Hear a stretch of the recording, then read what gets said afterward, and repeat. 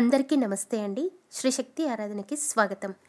ఈరోజు మీకు ఈ వీడియోలో కాలభైరవ స్వామికి కూష్మాండ దీపాన్ని విధి విధానాలతో ఎలా వెలిగిస్తారు, ఇంకా నియమాలు, స్తోత్రాలు, నైవేద్యాలు, ఇంకా చాలా ముఖ్యమైన విషయాలు ఈ వీడియోలో మీకు అందజేస్తాను.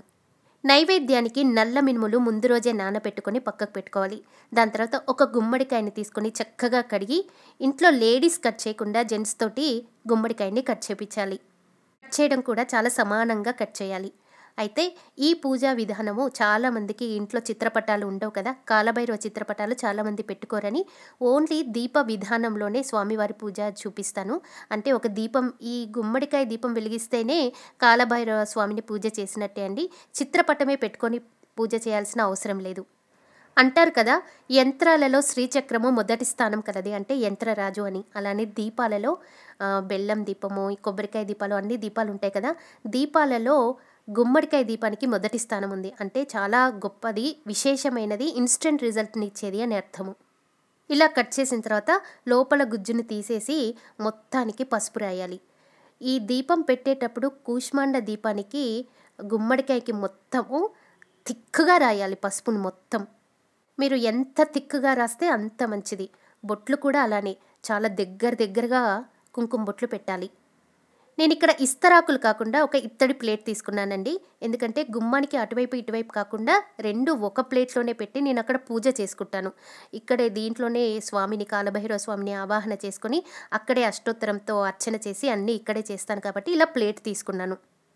దాని మధ్యలో చక్కగా పద్మం ముగ్గు వేసి కుంకుమతో మొత్తము ప్లేట్ మొత్తము అలంకరించాలి.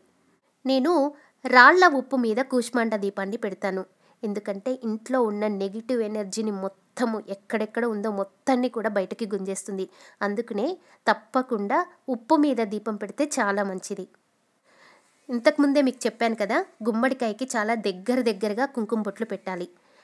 చాలా నరదృష్టిని మొత్తము లాగేయడానికి ఈ కుంకుమ బొట్లని ఇలా పెడతాం మనం.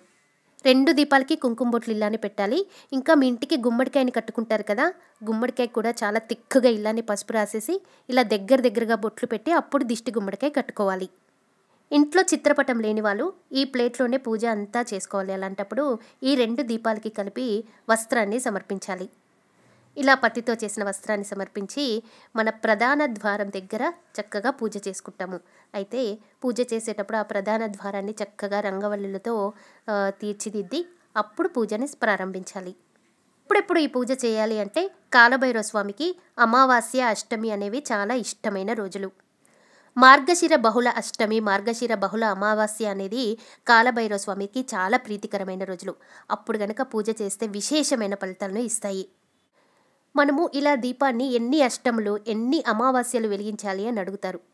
మొదటిసారి ఎవరు వెలిగిస్తారో చాలా భక్తి శ్రద్ధలతో ఉపవాసాలతో చక్కగా ఎవరు వెలిగిస్తారో అప్పటికే చాలా వరకు ఆ సమస్య అనేది తీరుతుంది. కాకపోతే నేనేం చెప్తాను అంటే, మనం గమ్యం చేరుకునేంతవరకు ఎలా ప్రయాణం చేస్తామో మన ప్రాబ్లం సాల్వ్ అయ్యేంతవరకు అన్నిసార్లు వెలిగించాలి. అంటే 5 అమావాస్యలు కానీ 5 అష్టమిలు కానీ అలా వెలిగించాలి. ఈ దీపం వెలిగించటం వల్ల మనలో ఉన్న నెగిటివ్ ఎనర్జీని, మన ఇంట్లో ఉన్న నెగిటివ్ ఎనర్జీని మొత్తం తీసేస్తుంది. ఇంకా చాలామంది అంటూ ఉంటారు, నాకు కాలం కలిసి రావట్లేదు అని. అలా అంటే దాని మీనింగ్ ఏమిటంటే, వాళ్ళు అనుకుంటారు ఇంకొక 10 రోజుల తర్వాత నేను ఈ పని చేయాలి అని ఒక ప్లాన్ చేసుకుంటారు. అప్పుడు ఆ ప్లాన్ అంతా వీళ్ళు ఏమనుకుంటారో దానికి మొత్తం రివర్స్ అవుతుంది, లేదా చివరికి వచ్చి ఆగిపోతూ ఉంటుంది. దాన్నే కాలం కలిసి రాకపోవడం అని అంటారు. దానికి కారకుడు రాహువు. ఈ కాలభైరవ స్వామి ఆధీనంలోనే కాలచక్రం ఉంటుంది కాబట్టి ఈ కూష్మాండ దీపం రూపంలో కాలభైరవ స్వామిని ఆరాధిస్తాము. అయితే అష్టమి రోజు కానీ అమావాస్య రోజు కానీ కాలభైరవ అష్టకాన్ని 11 సార్లు చదవాలి. మొదటిసారి ఒక్కసారి చదువుతూ పుష్పార్చన చేసి మిగతా 10 సార్లు పారాయణంలాగా చదువుకోవచ్చు. అయితే నేను కొంతమందికి భయంకరమైన కష్టాలతో ఉన్నామండి, మేము ఈ బాధల్ని తట్టుకోలేకపోతున్నాము అన్న వాళ్ళకి ఒక చక్కటి రెమెడీ, అంటే పూజా విధానంలో ఒక పద్ధతి. ఇది చాలా శక్తి ఉన్నవాళ్ళు చేయండి. మిగతా నేను చెప్పాను కదా అంటే ఎవరు అంటే వాళ్ళు చేయకండి. ఉపవాసం చేసే పద్ధతి. మార్నింగ్ నుంచి ఈవినింగ్ వరకు, ఈవినింగ్ పూజ అయ్యేంత వరకు, అంటే ఈవినింగ్ ప్రదోష కాలంలో ఈ దీపాన్ని వెలిగిస్తారు ఉపవాసం ఉండి. అప్పుడు మీరు చక్కగా ఏమీ తినకండి మార్నింగ్ నుంచి ఈవినింగ్ వరకు. అంటే మంచినీళ్ళు కూడా కొద్దిగా తాగండి అంతే. అంటే నేను శక్తి ఉన్న వాళ్ళకి మాత్రమే చెప్తున్నాను. ఈవినింగ్ ఖర్జూర పండ్లు స్వామికి నైవేద్యం పెట్టి ఆ నైవేద్యాన్ని మీరు తీసుకొని ఉపవాసంని విరమించాలి. అప్పుడు మీకు ఎలాంటి అంటే మీరు ఎంత కఠోరంగా మీరు ఉపవాస దీక్షను విరమిస్తారో మీకు అలాంటి ప్రాబ్లం కూడా అంతే పటాపంచలైపోతుంది. అంటే మీరు బాగా కష్టాల్లో ఉన్నారు అని అంటే మీ పాస్ట్ లైఫ్లో పాపకర్మ ఫలితాలు కూడా అంతే ఉన్నాయి అని అర్థము. అలాంటప్పుడు ఇలాంటి చాలా కఠోరమైన ఉపవాస దీక్షతోటి మన పాపకర్మలని చాలా తొందరగా పోగొట్టుకుంటాము. నైవేద్యంలో 18 నల్ల మినపగారెల్ని స్వామివారికి సమర్పించాలి.